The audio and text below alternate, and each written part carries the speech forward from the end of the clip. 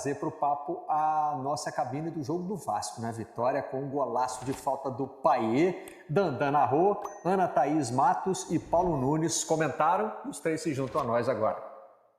Fala, Barretão! Alô, Mansur, Lino! Rapaz, uma festa bonita aqui em São Januário. Eu vou falar um negócio, tô aqui com a Ana, com o Paulo Nunes. O clima tava ficando, não pesado de vai ter confusão, mas aquele clima de tristeza do torcedor. E aí chegou o craque, Payet, botou a bola na marca, pimba, gaveta, gol do Vasco, e aí virou o caldeirão que a galera conhece aqui em São Januário. Vamos aos melhores momentos com a análise da Ana e do Paulo Nunes. Um jogo que não foi bom, né? Não foi aquele jogaço, mas não faltou emoção. Exato. É isso, até no final da partida o Léo Jardim falou, né? O fator psicológico pesou muito contra o Vasco no jogo de hoje. Vocês falaram muito isso durante a transmissão. É isso, né? No começo do jogo, o Vasco até começou bem, né? Começou, já fez o gol logo no comecinho da partida, uma jogada do Peck, ele puxa ainda a marcação, ele enxerga bem, né? Pra fazer o passe entre os dois marcadores para finalização do Verratti, só que depois foi domínio do América. O meio campo do América, né, Paulo? Jogando muito, o Juninho com muita liberdade, o Martinez jogando bastante também, fazendo o jogo girar, e o Vasco teve muita dificuldade de fazer marcação nessa bola longa, e foi assim que saiu o gol de empate do América, e que fez também com que o time dominasse grande parte do jogo, né, Paulo? Exatamente, olha o espaço, né, que tem, né, para fazer esse cruzamento, né, na cabeça do Mastriani, que vem nas costas do Maicon, que perde o tempo da bola, né? O Vasco teve dificuldades naquilo que ele tem de melhor, né, marcação forte, transição rápida, né, velocidade, né, nas jogadas ofensivas, mas do outro lado também a gente viu um América organizado, né? Leve, jogando sem a pressão. Essa aí o lance, né, da cabeçada do Verratti, a sobra do Peck, que ele tenta cabecear de lado. Se ele sobe de frente, ele tem o poder da testa, né, de direcionar o cabeceio, mas ele tentou de lado, então foi uma das dificuldades que o Vasco teve. Foi melhorando depois do intervalo para o segundo tempo, mas mesmo assim com muita dificuldade, né? É isso, acho que um outro fator que me chamou a atenção em relação ao Vasco o meio-campo não jogou muito bem, né? A dupla de volantes no primeiro tempo, o Zé Gabriel e o Praxedes, estava com muita lentidão, muita dificuldade de marcar e muita dificuldade de participar da criação do Vasco. Então sobrecarregava o Paulinho e fazia com que era só bola no Peck para tentar jogar em velocidade. E isso facilitou muito a marcação do América. No segundo tempo, quando o jogo ainda estava empatado, o Léo Jardim foi determinante, porque ele faz uma defesa, deixa o Vasco inteiro na partida. As alterações do Ramon Dias também foram importantes, né? Ele muda o meio-campo, ele entra com o Jair, ele já tinha feito a substituição do Payet, entra com o Rossi, o Vasco passa a ganhar de novo a segunda bola, que não estava acontecendo no primeiro tempo, e aí equilibra mais a partida. Não jogou bem, mas ficou mais perto de tentar o segundo gol do que sair com um empate no jogo. No final do jogo, Dandan, ficou uma trocação. Eu falei isso algumas vezes.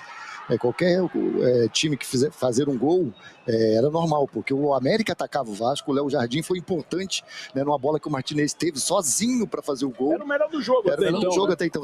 Você perguntou a gente, né, a gente respondeu que sim, e logo em seguida, né, com a torcida do Vasco, a gente tem que deixar isso bem claro, o torcedor do Vasco não desistiu, essa é a jogada, ó, que o Matheus... Ele dá o toque pro Martinez, ó, na frente. E aí a torcida do Vasco acreditou. Foi até o final e aí acontece isso, Dandan. E aí o som do Olodum, né? Payet. É muito talento. Importante é que na jogada de falta, que não aparece nos melhores momentos, quem sofre a falta é o Verratti. O Verratti batalhou demais. Ele estava muito extenuado na reta final de jogo. Ele até colocou o Sebastião como um segundo atacante junto com ele, mas ele estava muito desgastado. E aí ele sai para tentar recuperar a bola, fazer um pivô e acaba sofrendo uma falta que termina com esse gol do Payet para mais de 19 mil torcedores aqui em São Januário. Né, e o Barreto, o Payet fez o gol e ficou apontando né, pro Roberto Dinamite, que tem na camisa do Vasco, homenageando o maior ídolo da história do clube. E gol de falta, né, Barreto? É raro. Gol de falta no futebol brasileiro é raro. E um gol desse, então, é isso. Vitória do Vasco, 40 pontos. Dá ali uma respirada. Os resultados foram legais pro Vasco, né? O Bahia não ganhou, o Cruzeiro não ganhou. E o Vasco agora tem 40, Barreto. Aquele abraço para você e para toda a galera aí. Um abraço, Dandan. Obrigado a você, a Ana Thaís, ao Paulo Nunes. No tempo do Dinamite não era raro o gol de falta, não, né? Ao contrário. Nem no Vasco, nem nos rivais. Tinha o Zico no Flamengo, Rivelino passou pelo Fluminense, enfim, né? Tinha de um tudo aí. Mendonça era bom batedor também, pelo Botafogo, né? E espalhando pelo Brasil, né? Sim. A gente tinha muito mais. Bom, se entrar nesse debate fica... É melhor não, porque o Ramon Dias já está falando, né? Então a gente vai com o técnico do Vasco. Sim, trecho interessante da entrevista do Ramon Dias nós mostramos aqui no Troca de Passe. Parecia um embate entre os jornalistas que queriam falar do clima do jogo, da vitória, da participação da torcida, com o treinador que queria falar que o time dele jogou mal, né? E ele voltava, ele contornava as perguntas para dizer, foi tudo muito bonito, fizeram festa, bacana, mas o meu time jogou mal, não estou satisfeito. Ele usou uma expressão desilusionado, né? Significa que ele não está... encantado com o time dele. Está desencantado? Seria essa? Ele deu a entender que esperava um Vasco mais aceso no jogo, mais agressivo. E me chama a atenção o trecho em que ele diz: time que está lutando para não cair tem que jogar bem. Né? Para ele não basta conquistar resultados importantes como o de hoje. É claro que ele entende que o resultado porque ele tem que pensar nos próximos jogos. Se você repete uma atuação como a de hoje, a tendência... Você pode ganhar, pode pontuar, mas não é a tendência. Para uma sequência que é difícil do Vasco. A tabela não é generosa com o Vasco, não. Ainda que ele tenha alertado para a dificuldade do jogo. No começo da coletiva ele fala sobre isso. Alertei bastante sobre a dificuldade do jogo e era de se prever que fosse mesmo, porque ele mudou a casca recente do Vasco. O Vasco deixou de ser não. Em nenhum momento no campeonato isso foi absoluto, mas o Vasco em vários momentos da competição tentou ser, em especial em São Januário, o time controlador dos jogos.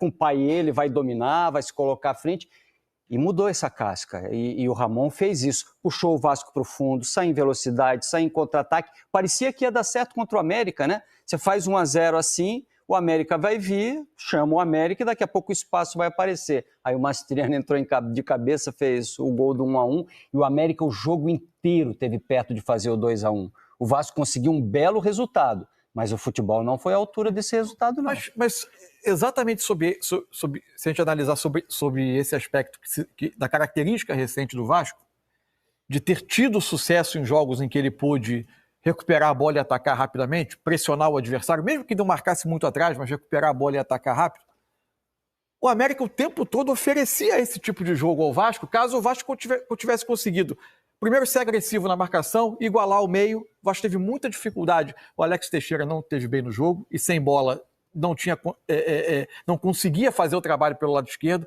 O meia pelo lado esquerdo, que foi o Praxedes, também não entrou no jogo, também não conseguia ganhar os duelos. Saiu no intervalo, né? O América teve mais posse do que o Vasco no primeiro tempo. O América passou mais tempo na metade de campo do Vasco no primeiro tempo. Em tese, estava desenhado um jogo. Se o Vasco conseguisse ser agressivo e ganhar mais duelos, para que ele conseguisse fazer essa ligação mais rápida. Mas o jogo do Vasco foi muito abaixo. Você viu a defesa do Léo Jardim no finalzinho do jogo? Até o final do jogo. Aí já no segundo tempo, naturalmente, com a necessidade, o segundo tempo começa. Apesar da entrada, ele coloca o Payet, ele tenta ter o Rossi para ter um outro ponta mais rápido, junto com o Peck, Rossi e Peck de cada lado, traz o Payet um pouco mais por dentro. O Payet, naturalmente, na perda da bola, de novo, assim como acontecia no primeiro tempo, ele não vai te oferecer uma agilidade, uma capacidade de recuperar a bola. O América continuou prevalecendo pelo centro. Tem um lance de bola na trave. No final tem uma defesa do Léo Jardim. O fato é que a qualidade técnica do Payet mostra que futebol não tem fórmula, né? Porque você pode colocar na conta dele em jogos em que o Vasco se viu em situação difícil a vitória sobre o Fortaleza, a vitória de hoje, em lances muito pessoais dele. Por outro lado, houve jogos em que o time se desequilibrou com ele, em que o exercício de fazer as compensações necessárias para ter o Payet, porque todo o time está buscando minimamente se equilibrar. O balanço da qualidade técnica com a intensidade. Né? Ele ainda não conseguiu estar no mesmo nível das duas coisas. Ou até porque a fórmula que se tentou para compensar a presença dele terminou não funcionando. Porque é muito curioso como quase todas as entrevistas estão passando por aspectos físicos. A gente está numa época de extremo calor, em boa parte do país. A gente está numa reta final de uma temporada que tem muito time beirando 70 jogos. Fora o desgaste também psicológico, de mental, de objetivos não atingidos. Você está brigando, exatamente. A pressão. Essa parada agora, o fato de ter colocado o campeonato 3 dias para frente, que propiciou que não tenha jogo para todos os times no dia seguinte à data FIFA, na volta, vão jogar só os que tem jogo atrasado. Isso acho que mostra duas coisas. Primeiro, mostra que não cabe o calendário brasileiro no prazo que ele está colocado.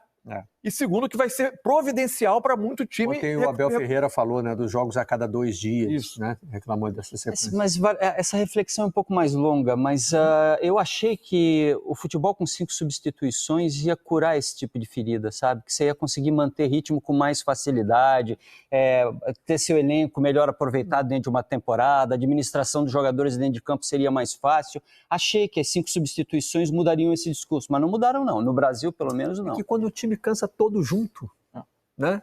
Mesmo com 5 substituições, você muda meio time, né? Time, mas a gente realmente tem sentido que o impacto não é tão grande quando um time está muito desgastado, né? Uhum.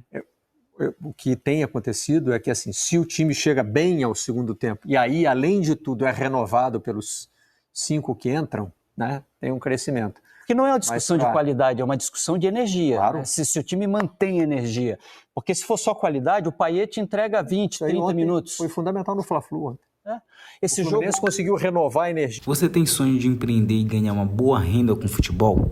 Com o curso Vendendo Paixão, você vai aprender a importar camisas de times e ganhar uma renda extra todos os meses. É só clicar no link da descrição do vídeo.